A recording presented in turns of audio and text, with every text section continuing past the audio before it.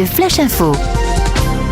Et à la une, un nouveau drame sur les routes de la Manche. Une femme de 50 ans est décédée ce jeudi 14 novembre dans l'accident de sa voiture à Montaigu-les-Bois entre Villedieu-les-Poêles et Gavray. La conductrice a perdu le contrôle de sa voiture.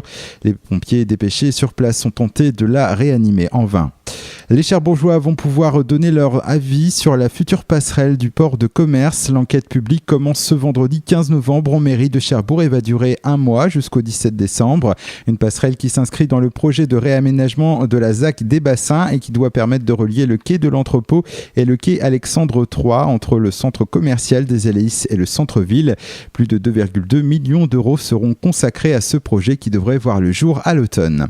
Santé, une délégation de parlementaires de la Manche a été reçue hier par la ministre de la Santé, Marisol Touraine, pour évoquer le dossier sensible de l'hôpital Pasteur. Participaient à la discussion Jean-Pierre Godefroy, sénateur, Geneviève Gosselin-Fleury et Stéphane Travers, député, ainsi que Jean-Michel Houlgat, maire de Cherbourg.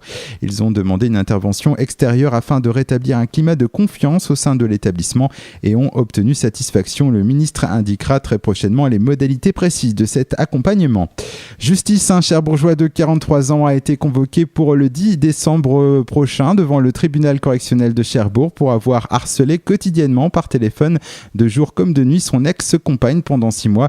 Il lui est aussi reproché d'avoir diffusé dans les rues et sur Facebook des affiches injurieuses et diffamatoires envers cette même femme, ainsi que d'avoir usurpé son identité pour faire croire aux clients d'un site de rencontre qu'elle était une péripatéticienne.